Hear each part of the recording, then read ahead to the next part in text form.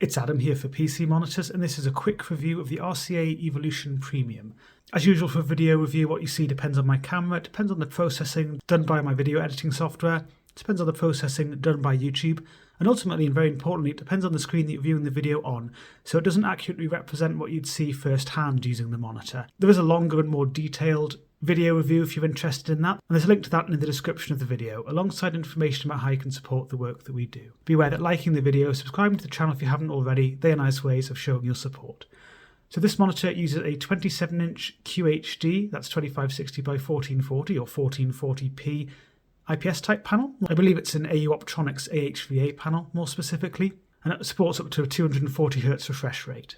So the QHD resolution and the 27-inch screen size, it's quite a popular combination, gives a good amount of desktop real estate, pretty good pixel density, so it gives decent clarity to text, a decent level of detail to suitably high resolution image content, decent multitasking potential as well. So a few of the features to cover on this monitor: it has good ergonomic flexibility. You can adjust the height, you can tilt the screen, and you can pivot it clockwise or anti-clockwise into portrait. I would say it doesn't have the most premium feel to it. It's a bit wobbly. I know you generally don't tap the monitor from the side like that. It's just worth mentioning. If you're using the OSD, it does wobble a bit. And it's quite plasticky as well. The stand base isn't metal, which I do like to see from models that have premium in their name. But it's not too bad. It still does the job. And you might also notice there's a bit of an eye-catching bright red element between the stand base and the neck. But otherwise, there's lots of matte black plastic used. So to get the 240Hz at the native QHD resolution on this monitor, you have to be using DisplayPort 1.4, which this monitor does support. It also has a USB-C port with DP alt mode and also 90 watts of power delivery and USB upstream, so that's a generous amount of power delivery, especially for a gaming monitor. They're usually quite crippled in that respect, but this one's pretty generous. It also offers HDMI 2.0, so there are two HDMI 2.0 ports. So not HDMI 2.1, there's no HDMI 2.1 VRR, no support for 240Hz at the QHD resolution. Also, there isn't a 4K UHD downsampling mode at any resolution, so if you connect this to a gamer's console expecting it to support a 4K UHD signal, it doesn't. There are also a couple of USB-A ports as well as a USB-B upstream, so it does have KVM functionality, so you're able to quickly switch USB peripherals connected to the monitor between systems. I'm now on Shadow of the Tomb Raider, and I'm going to talk about the contrast performance of the monitor. This monitor with its IPS panel, contrast is not its main strength. I recorded 939:1 using my test settings, although depending on the settings used you could get more like 1150:1. Either way, not a stellar contrast performance for an IPS type panel, although pretty close to the specified 1000:1 really. You also have to factor in IPS glow as it's an IPS type panel, so you can see a kind of foggy appearance or cloudy appearance towards the corners of the screen, and it tends to look a bit warmer towards the bottom right, a bit cooler towards the bottom left. You may notice it a bit more towards the bottom of the screen from an ergonomically correct viewing position where your eyes would be a little bit above center, but depending on how you're sitting and your viewing position, you may notice it further up as well.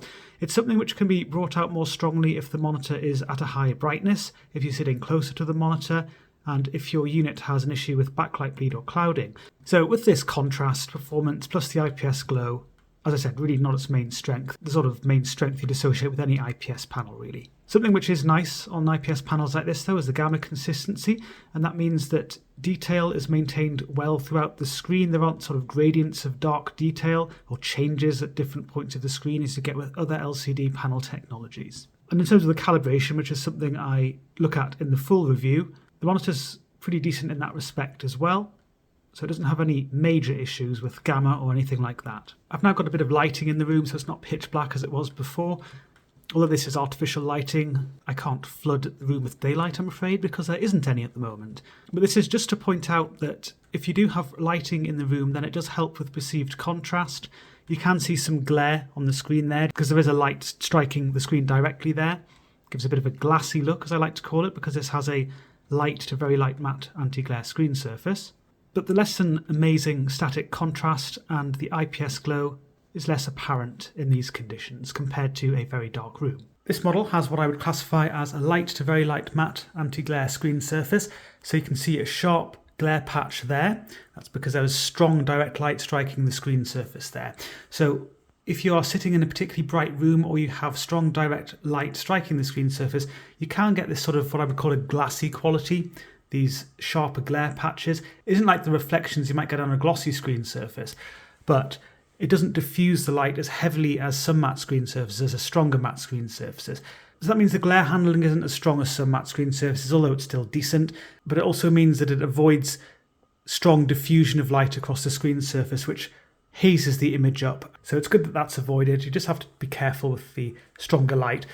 But I would say the same about any screen surface. You really ideally do not want to be sitting in the kind of conditions I am now just to demonstrate the screen surface.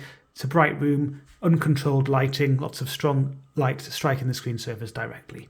And observing the screen surface and thinking about the lighter shades now, I can see what I would describe as a very light misty graininess, not a strong coarse graininess or a smeary graininess or anything like that. Very light misty graininess, which most people are going to be very happy with, or actually most people aren't really going to notice it at all because it's not bad on this monitor. And there's not obvious layering in front of the image from the screen surface as you would get with some stronger matte screen surfaces. I'm on Battlefield 2042 and I'm going to explore the colour reproduction of the monitor. For games running in SDR and most content you consume just on the desktop, it's going to be designed with the sRGB colour space in mind because that's the lowest common denominator, so to speak. And if you're using a gamut on the monitor that extends beyond sRGB, as the native gamut of this monitor does, then it invites extra vibrancy and extra saturation, and some elements look more saturated than intended. So if I look at the gamut of this monitor, it covers 96% DCI-P3, so there's significant extension beyond sRGB, and if you're curious, it also covers 92% Adobe RGB, so there's a lot of extension and a lot of shades do have extra pop to them. The blue crate there is very eye-catching. The sky blues have reasonable pop to them as well. They're not massively oversaturated, certainly compared to some models with stronger Adobe RGB coverage. The same with the greens as well. They don't have a sort of neon look as some models can give, particularly with more generous Adobe RGB coverage. But they do have extra pop, and some of the green shades look just less muted than they should. The grass there and the tree there, for example, just less muted, more of a bright and vibrant than intended shade. Lots of pop to the reds as well, the red paints there, and although you can't see them here, skin tones just look richer than they should, and some reds and oranges can be brought out a bit too strongly in earthy brown patches as well, depending on the particular scene and the particular shade. So you get the idea, a good hit of extra vibrancy and saturation. Some people are going to really like this.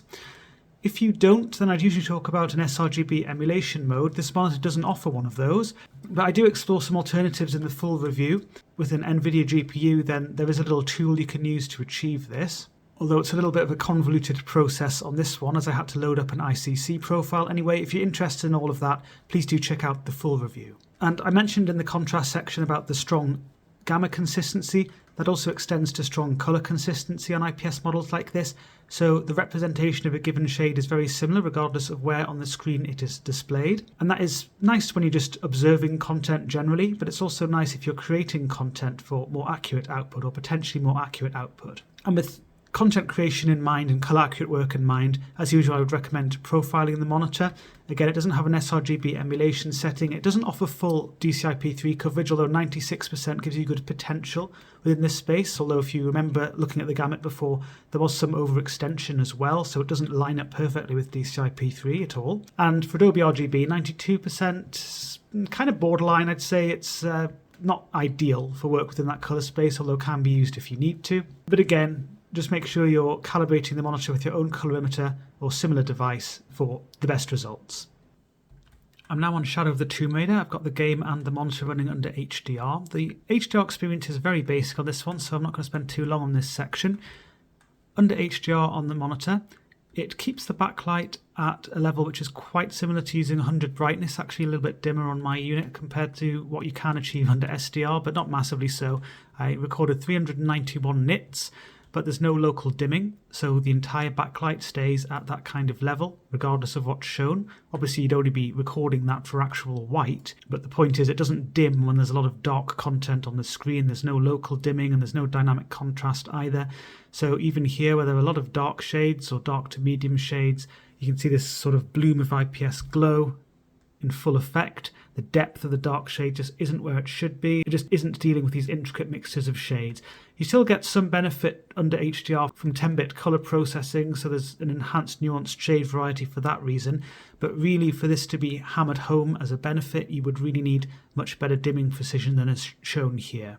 So yeah, some benefit there, but really not the full experience at all. This brightness gives a reasonable look to elements like this, but not particularly bright by HDR standards, and there simply isn't that contrast between that section of the screen and that section of the screen. It might look like there is in the video, but that's just the camera. To the eye, this just looks flooded, the area to the right, and the brightness here is alright, but nothing particularly special. So diving into the water as I like to do. This is a scene which can look pretty spectacular on some models under HDR. On this one, it really doesn't. It's pretty lackluster, to be honest. So there's reasonable pop to the glint on the water surface, but not spectacular, and there just isn't the contrast between that and the surrounding medium shades, because the depth of those medium shades just isn't where it should be. So it's not just the darker shades like these little shadow details, which certainly aren't as deep as they should be. It's really just the overall look, the lack of depth from any local dimming. Moving on to the colour side of things, the monitor has good DCI-P3 coverage. This is just a reminder of the DCI-P3 coverage on this model. 96% DCI-P3. Under HDR, the developers don't target sRGB, or they don't have sRGB in mind. Instead, they have DCI-P3 in mind and Rec 2020, which is a really wide gamut that this monitor certainly doesn't fully cover.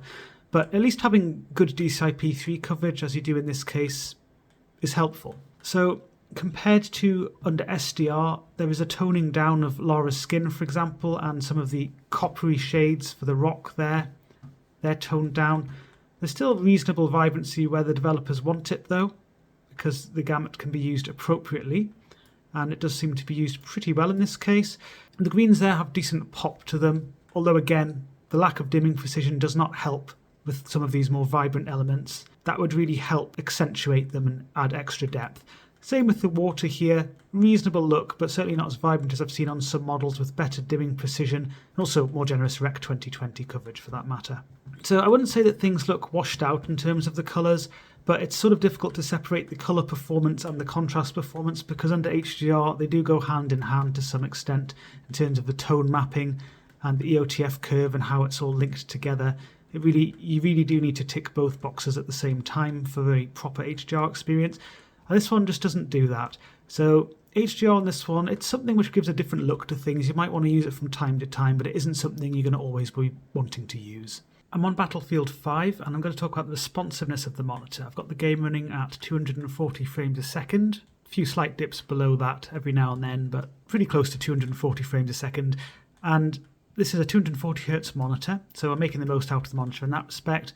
This high frame rate, high refresh rate combination brings you a few key advantages compared to running a 60Hz monitor, or indeed this monitor at 60Hz or 60 frames a second. One is that it improves the connected feel, which describes the precision and the fluidity when you're interacting with the game world. That's also something which is aided by low input lag. And on this model I recorded a bit over 2 milliseconds of input lag, close to 2 milliseconds, I think it was around 2.1 milliseconds. So it's a low input lag level. Certainly indicates a low signal delay, which is the main element of input lag you feel. So even if you're sensitive to that kind of thing, you should find this model just fine in that respect. The other aspect of this high frame rate, high refresh rate combination, which is advantageous, is that it decreases the perceived blur due to eye movement. So there are two main forms of perceived blur on a monitor, and this is explored more in the full review and also an article on the website all about monitor responsiveness. So if you're interested in more technical detail, do check that out. But this article also looks at a photography technique called pursuit photography, and that's a really nice photography technique because it's able to capture the element of perceived blur linked to eye movement, and that's tightly linked to the refresh rate of the display, assuming the frame rate is also suitably high. But it also reflects the pixel responses, which is the other element of perceived blur. So here on the screen you can see some pursuit photographs using Test UFO. The monitor has a range of different overdrive settings. It's running at 240Hz in this test, and there's off, low, middle and high for the overdrive. There's also a reference screen, the Gigabyte Aorus FI27QX, That's another 240Hz IPS model. It's a few years old now, but it still performs at a decent level, so it's a good sort of reference to benchmark against, really. To cut to the chase, I consider middle to be the optimal overdrive setting on this monitor for 240Hz. There is a little bit of overshooting. For some transitions not shown on this test, it's a little bit stronger than you'd see here, but it's never extreme. It's a little bit of halo trailing that's a bit brighter than the background in places, and it can stand out a little bit for that reason in some scenes, but again, it's not extreme overshoot. If you are particularly sensitive to overshoot, you could consider the low setting, and that might make more sense at lower refresh rates, as I will come on to shortly. High, on the other hand, offers stronger overshoot, and for some transitions not shown here, it's even stronger, and I found it very eye-catching. So comparing to that reference then, the middle setting actually performs a little bit better. The low setting is more or less in line with the reference. So back to the game then, got the overdrive set to my preferred middle setting. Really just reflecting what you saw with the Pursuit photographs. There isn't really any extreme weakness or obvious weakness. There are weaknesses, slight weaknesses, if you compare to an OLED screen, for example, or an extremely fast LCD, but it's pretty fast anyway, so really aren't standout weaknesses. There isn't sort of smeary trailing or anything like that, nothing like you get on VA models, and also some IPS models are a bit weaker than this as well. This is pretty decent for 240Hz LCD, to be honest. So just a little bit of powdery trailing, as you saw with Test UFO, behind the UFOs, just indicating slight weaknesses in pixel responses. I can see that for the makeshift roof here, for example. It's really for these extreme transitions or the high contrast transitions where you'll see some of these weaknesses. So where there are particularly bright shades and dark shades intertwining, like you can see with the makeshift roof against the brighter sky, for example. A little bit of that for the flag post, just a little bit again. Nothing that really stands out in a horrible, obvious way or anything like that. And a little bit for the E to pick up a letter writing there as well. But really, it's just a little bit of extra perceived blur in places because of these slight weaknesses. But I do stress they are slight weaknesses. And a little bit of overshoot in places, but nothing that's particularly eye-catching. Nothing that stands out in an obvious way.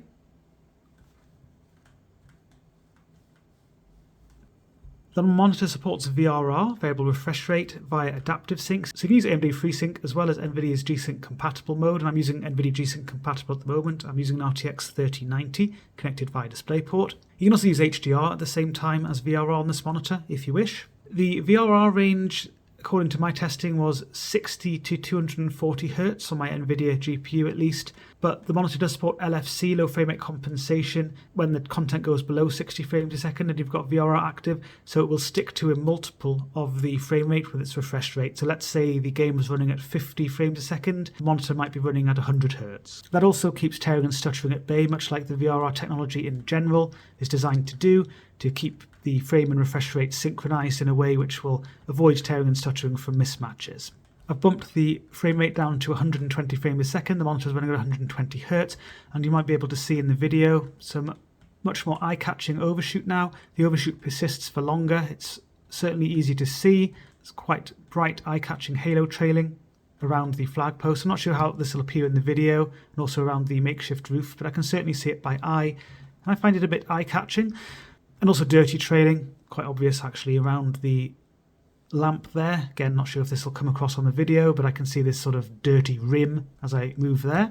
I would instead recommend the low setting for overdrive. If you find your frame rates are fluctuating a lot and you're not really spending a lot of time above, let's say, 200 frames a second, that's really where the middle setting is good, the sort of 200 frames a second plus, I would say, certainly near 240 frames a second. But if you're really more between 100 and 200 frames a second, the low setting is probably the one you'd want to use. So there's a little bit of overshoot, but it's really toned down significantly compared to before. And the monitor still offers a good performance for this 120 Hz refresh rate, so I do consider that low optimal here.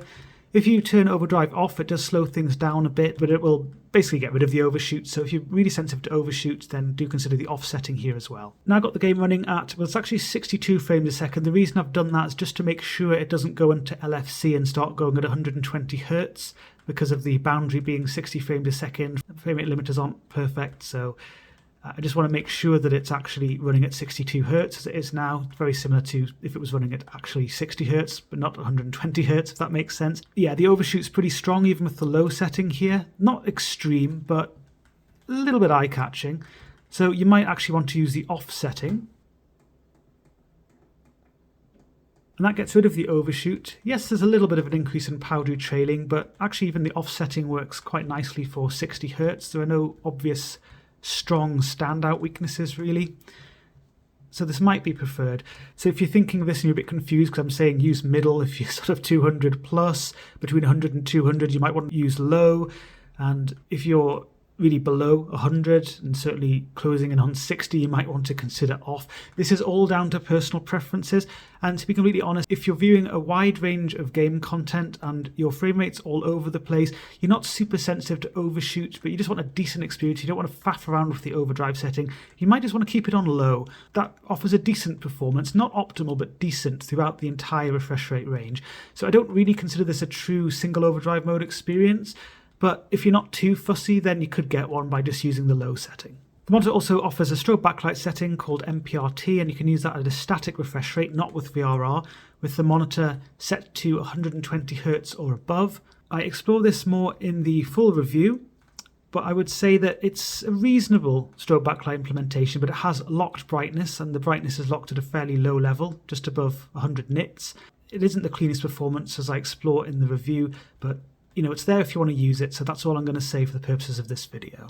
To wrap up then, as I often do, I have somewhat mixed opinions about this monitor. With it having premium in the name, perhaps I'm being a bit fussy, but I sort of expected the build quality to be a little bit better than it was. I'm not saying it's terrible. I didn't love that you had to screw in the stand with 3 little screws either. Usually there would be a little screw that you can operate just with your fingers. I've constructed and deconstructed a lot of monitors in my time, and this is extremely standard to have that kind of method to screw up a base to the stand, but this one had 3 screws for some reason. What I do like about it is the connectivity, or specifically the fact that they've managed to give you a 90 watts power delivery for USB-C, and it's got some KVM functionality. The 90 watts of power delivery specifically is quite rare to see on a gaming monitor.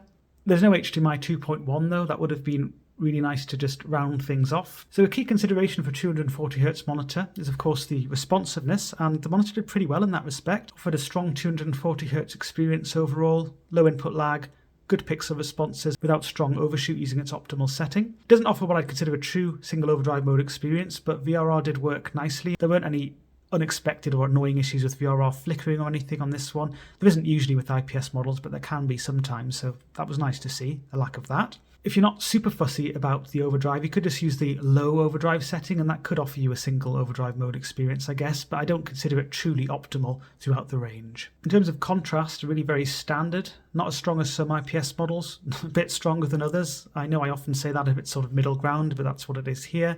Close to the 1000:1 specified by the manufacturer. The colour performance is good as well. If you like a good level of vibrancy, certainly delivered that. Good consistency from the IPS type panel as well. It's a nice vibrant look overall. It didn't have an sRGB emulation setting. I think that was a bit disappointing to see that lacking, again given the price of the monitor, and many of its competitors do offer this. There are some workarounds if you've got an NVIDIA GPU, but it was a little bit awkward as I explored in the full review on this one, because you had to actually load in an ICC profile to the tool. And either way, it is always nice to have a proper sRGB emulation setting on the monitor itself. The HDR performance was pretty lackluster, although that's entirely what I would expect. It doesn't have any specific HDR certification and didn't offer particularly high brightness by HDR standards, no local dimming. The colour gamut was put to decent use, but again, that's only part of the equation. So one of the key competitors with this model is the MSI G274QPX, and I do draw a comparison in the full review between these two. The MSI is more broadly available, so the RCA is more of a US-centric product. RCA, in case you weren't aware, they are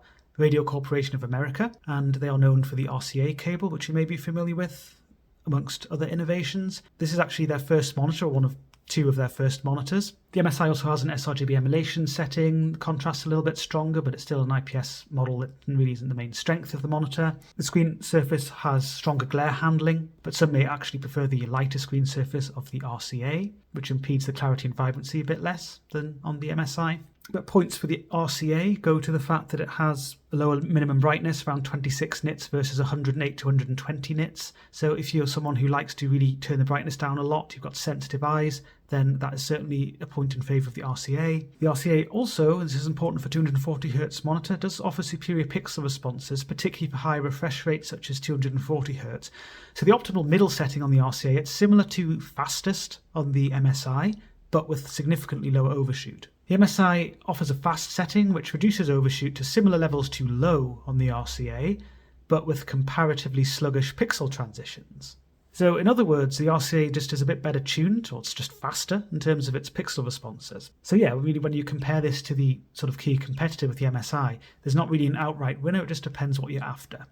So that's really all there is to the RCA Evolution Premium. Be sure to check out the full video review, and there's a link to that in the description of the video, alongside information about how you can support the work that we do. Be aware that liking the video, subscribing to the channel if you haven't already, they are nice ways of showing your support.